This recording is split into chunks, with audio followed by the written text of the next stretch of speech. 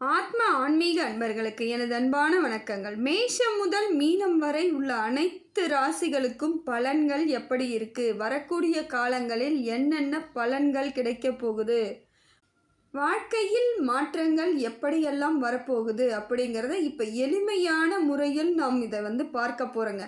இந்த பதிவானது அனைத்து விஷயங்களையும் அனைத்து கோள்களையும் ஆராய்ச்சி செய்து ஆலோசனை செய்து அதன் மூலமாக இனி வரக்கூடிய காலங்களில் எந்த மாதிரியான பலன்கள், எந்தெந்த பலன்கள் உங்களுக்கு நல்ல ஒரு மாற்றத்தையும் நல்ல ஒரு அமைப்பையும் ஏற்படுத்தி கொடுக்குதுன்னு சொல்லிட்டு பார்க்க போகிறோம்.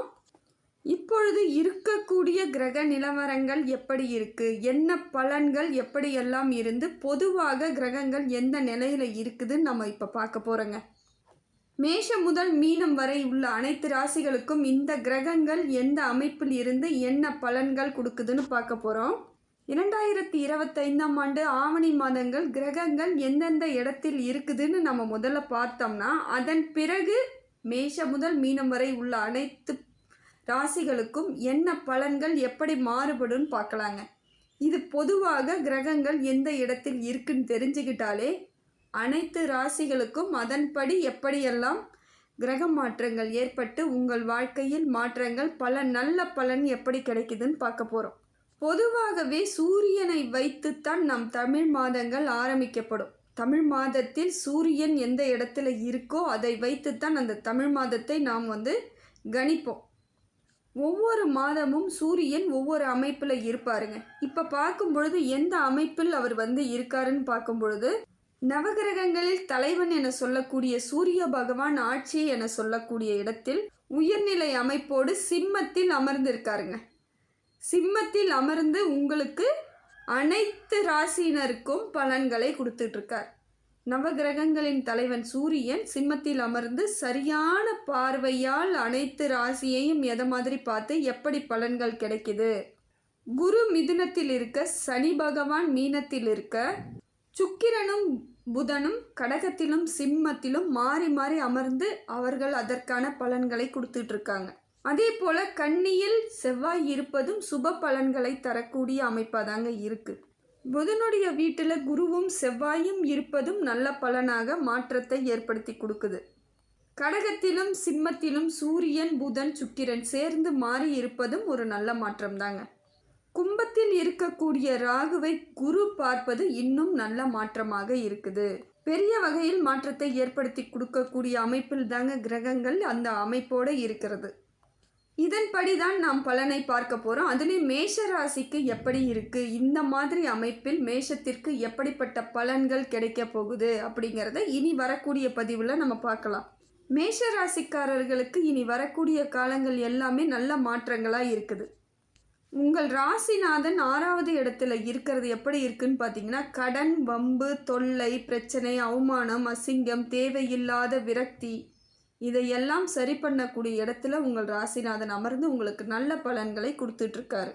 அதாவது மேஷத்திற்கு கடன் அதிகமாக இருந்திருக்கலாம்.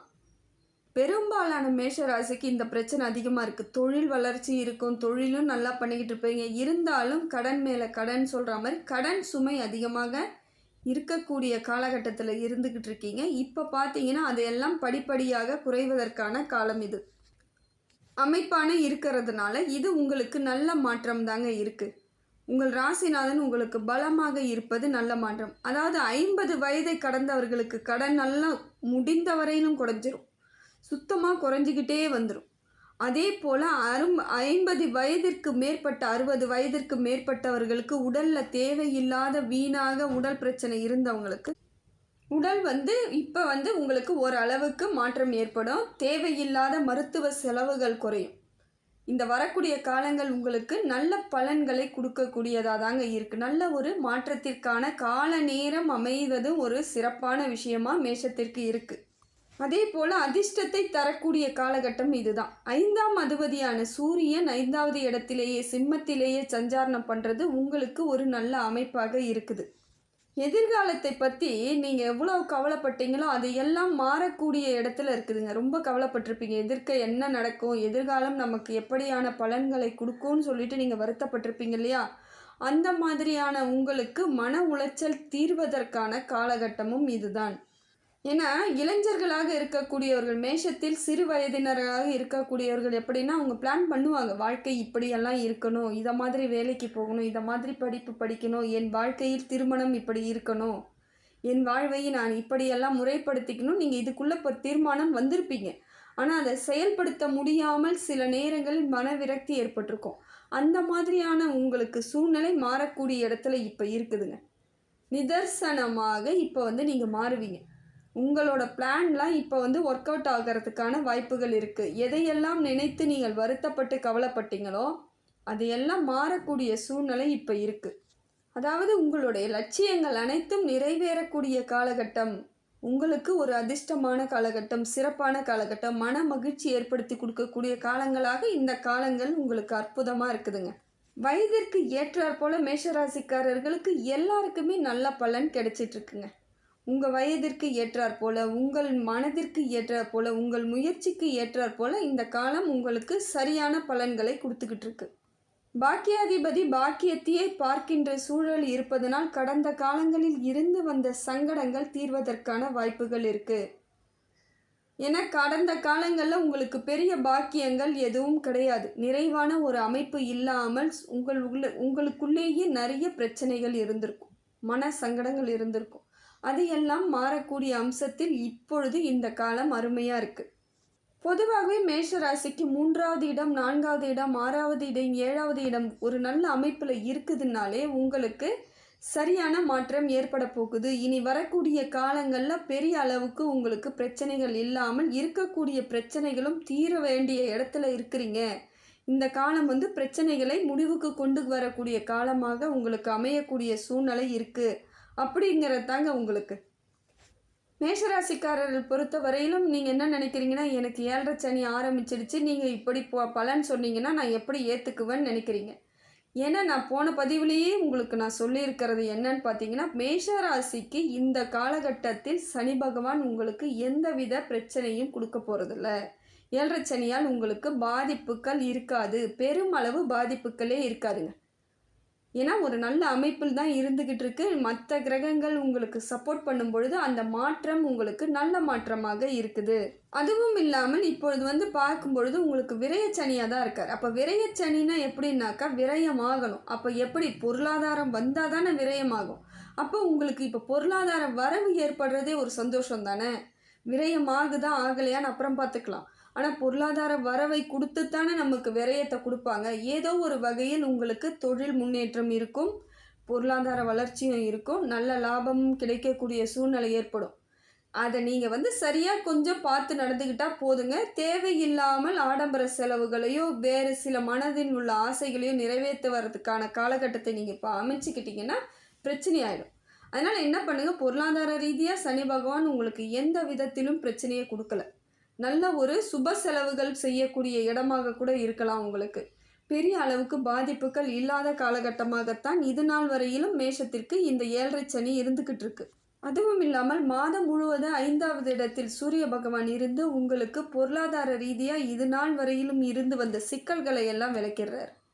சிக்கல் இல்லைனாலே நல்லா இருக்க போகிறீங்கன்னு தானே அர்த்தம். சிக்கல் இருந்த வரையில் தான் நீங்கள் உங்களுக்கு புரியாமல் சில விஷயங்கள் நடந்துட்டு இருந்துச்சு. இப்போ பார்த்தீங்கன்னா அந்த சிக்கல்களை எல்லாம் படிப்படியாக குறைஞ்சிரும். அதாவது பனி மேல் விழுந்த சூரிய கதிர் போல பனி போல விலகிடும். பிரச்சனை தீர்வதற்கான காலகட்டம். சூரிய பகவான் இந்த மாதம் முழுக்கவே உங்களுக்கு நல்ல பலன்களை கொடுத்துட்ருக்காரு. அதே போல் 6வது இடத்தில் ராசி பகவான் இருப்பது உங்களுக்கு இன்னும் நல்லதுங்க. எதிர்ப்புகள் குறையும். எதிரிகள் தொல்லை உங்களை சங்கடப்படுத்தாது. படிப்படியாக எதிரிகள் உங்களை விட்டு விலகிடுவாங்க. அப்படியே அவர்கள் ஏதாவது செய்தாலும் அது உங்களுக்கு பலிக்காது. தீமைகள் எதுவும் பலிக்காத காலகட்டமாக இந்த அற்புதமான காலகட்டம் இருக்குது. அதை விட வேலை மாற்றம் ஏதாவது செய்யலாமான்னு எதிர்பார்த்து கொண்டு இருக்கக்கூடிய மேஷராசிக்கு இப்போ வேலை மாற்றம் செய்யலாம். இல்லைங்க எனக்கு வேலையே போயிடுச்சுங்க, எனக்கு வேலை இல்லை அப்படின்னு தவித்து கொண்டு இருக்கக்கூடியவர்களுக்கு கவலைப்படாமல் இருங்க. அடுத்த வேலை உங்களுக்கு நல்ல வேலையாக கிடைக்கும். இந்த வேலையை விட அடுத்த பங்கு உங்களுக்கு நல்ல வேலை, மனசுக்கு ஏற்ற வேலை, திருப்திகரமானது.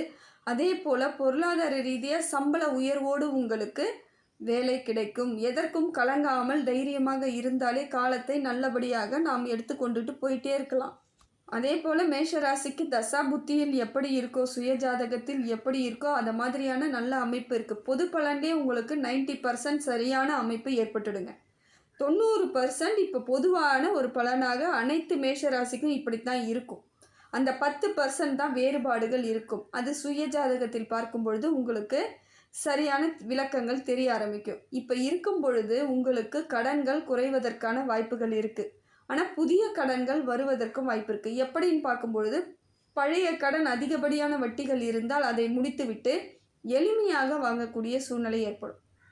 இதனால் உங்களுக்கு பெரிய பிரச்சனைகள் இருக்காது. எளிமையாக அந்த இடத்தில் உங்களுக்கு கடனை கைக்குள் வைத்து கொள்ளும் அளவிற்கு இந்த கடன் அமைப்பு மாறுவதற்கான சூழ்நிலை இருக்குது. அதே போல் இப்போ மேஷராசிக்காரர்கள் வீடு வாங்கலாம் அப்படின்னு லோன் எடுக்கிறதா இருந்தாலும் கடனில் தான் சேரும். அதுவும் சுப விரயமாக தான் உங்களுக்கு இருக்கும். இல்லை வண்டி வாகனம் வாங்க போகிறேன் அப்படின்றது உங்களுக்கு சுப விரயமாக தான் இருக்கும்.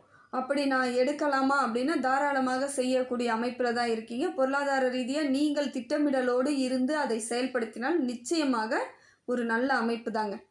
மேஷராசியை பொறுத்தவரையிலும் இப்போ இருக்கக்கூடிய சூழ்நிலை உங்களுக்கு பெரிய சோதனைகளோ பெரிய கவலைகளோ இருக்காதுங்க. உங்களுக்கு சரியான அமைப்பில் இருக்குது. அதே போல் மேஷராசி பெண்களை பார்க்கும் பொழுது உங்களுக்கு நல்ல அமைப்பு தாங்க இருக்குது. என்ன ஒன்று, குடும்பத்தில் மட்டும் மன சங்கடங்கள் ஏதோ ஒரு விதத்தில் உங்களுக்கு ஏற்பட வாய்ப்பு இருக்குது. அலுவலகத்தை காட்டிலும் வீட்டில் உங்களுக்கு கொஞ்சம் அப்படித்தான் இருக்குதுங்க. அது பெண்களுக்கு அப்படித்தான் அமையுது. உறவினர்களால் சுற்றத்தாரால் இந்த மாதிரியான ஒரு மனக்கசப்போ மன சங்கடங்களோ ஏற்படும். அதிலிருந்து வெளியே வருவது எப்படின்னு நீங்கள் தான் பார்த்துக்கணும். ஏன்னா ஏற்படக்கூடிய அம்சங்கள் இருக்கிறதுனால உங்களுக்கு இயல்பாகவே சில நேரங்களில் கோபம் வர வாய்ப்பும் இருக்குது. அதெல்லாம் சேர்ந்து இப்போ பார்த்தீங்கன்னா அப்படித்தான் ஒரு அமைப்பு இருக்கிறதுனால உங்களுக்கு தேவையில்லாத மனக்கசப்புகள் ஏற்படக்கூடிய இடத்துல இப்போ இருக்கிறீங்க. ஏன்னா மேஷராசியை பொறுத்தவரையில் இப்போ உங்களுக்கு யாரும் என்னை புரிஞ்சிக்கல அப்படிங்கிற மாதிரியான இப்போ ஒரு மாற்றம் ஏற்படுங்க. ஏன்னா இது நாள் வரையும் புரிஞ்சிக்கலன்னு நீங்கள் கவலைப்பட்டாலும் உங்களுக்கு புரியக்கூடிய சூழ்நிலை ஏற்படும். அதே போல் பிள்ளைகளால் உங்களுக்கு மன மாற்றமும் மன மகிழ்ச்சியும் ஏற்படுங்க. ஏதோ ஒரு விதத்தில் உங்களுக்கு மனசுக்குள்ளே இது நாள் வரையிலும் இருந்து வந்த சங்கடங்கள் குறைந்து மனசு கொஞ்சம் லேசாக இருக்கா மாதிரி இருக்கும். ஏதோ ஒரு விதத்தில் பாரம் குறைந்த சூழ்நிலை ஏற்படக்கூடிய அம்சங்களை இப்போ இந்த காலகட்டம் கொடுத்துக்கிட்டு இருக்கு. ஏன்னா பிள்ளைகளை பற்றி கவலைகள் உங்களுக்கு அதிகமாக இருந்திருக்கும். ஏதாவது பிரச்சனை ஆகிடுமோ, சரியாக இருக்குமா, படிப்பு சரியாக வருமா, மதிப்பெண் சரியாக வருமா, இவங்களுக்கு ஏற்ற காலேஜ் கிடைக்குமா, இவங்களுக்கு ஏற்ற வேலை கிடைக்குமான்னு பிள்ளைகளை நினைத்து மேஷராசிக்காரர்கள் கொஞ்சம் கஷ்டப்பட்டுட்டு இருந்தீங்க இல்லைங்களா? அது எல்லாம் உங்களுக்கு இப்போ சரியான அமைப்பில் வந்துடும். அவங்கள நினச்சி உங்களுக்கு ஒரு நிம்மதி பெருமூச்சு விடக்கூடிய காலகட்டம் இந்த காலகட்டமாக தான் இருக்குது. ஏன்னா இப்போ பிரச்சனைகள் எல்லாம் உங்களுக்கு விலகி இன்னைக்கு வரக்கூடிய காலங்கள் எல்லாம் நிம்மதியையும் சந்தோஷத்தையும் தரக்கூடிய காலமாக இந்த காலம் உங்களுக்கு அற்புதத்தை அள்ளித்தரக்கூடியதாக இருக்குதுங்க. இதற்கு சரியான மாற்றத்தோடு உங்கள் வாழ்க்கையை நீங்கள் முறையாக எடுத்துகிட்டு போனீங்கன்னா எந்தவித கவலையும் இல்லைங்க. ஏன்னா கவலையை மட்டும் நாம் மனதில் வைத்து பிரச்சனையை மட்டும் நம் கண்முன்னே வைத்திருந்தால் நமக்கான எதிர்காலம் நம் கண்ணுக்கு தெரியாது. அதனால் முடிந்த வரையிலும் எல்லா விஷயத்தையும் கொஞ்சம் தூரம் வைங்க. எல்லாத்தையும் மனசில் போட்டு குழப்பிக்காதீங்க, மூளையில் போட்டு கசக்காதீங்க. எல்லாத்தையும் ரிலாக்ஸாக லூஸாக விடுங்க. காலங்கள் உங்களுக்கு கனிவானதாக தான் இருக்குது. அதுவாக சரியாக போகக்கூடிய அமைப்பு வந்துடும். நீங்கள் அதற்காக எந்தவித கஷ்டமும் பட வேணாம். அதுவாக பிரச்சனைகள் இருந்தாலும் தன்னாலேயே விலகி போகக்கூடிய சூழ்நிலை இப்போ மேஷத்திற்கு இருக்குங்க. இனி வரக்கூடிய காலங்கள் எல்லாமே சிறப்புமிக்க காலமாக அமைவதற்கு இந்த காலம் உங்களுக்கு அடித்தளமாக இருந்து வாழ்க்கையில் பலன்கள் ஏற்பட போகுது. எல்லாம் வல்ல இறைவன் எல்லா புகழும் எல்லா செல்வங்களும் எல்லா நேர்மறை ஆற்றலும் உங்களுக்கு கொடுக்கணும்னு சொல்லிட்டு இறைவனை பிரார்த்தனை பண்ணுறேங்க. ஆத்மா ஆன்மீக சேனலுக்கு சப்ஸ்கிரைப் பண்ணாதவங்க சப்ஸ்கிரைப் பண்ணிக்கோங்க. நன்றி, வணக்கம்.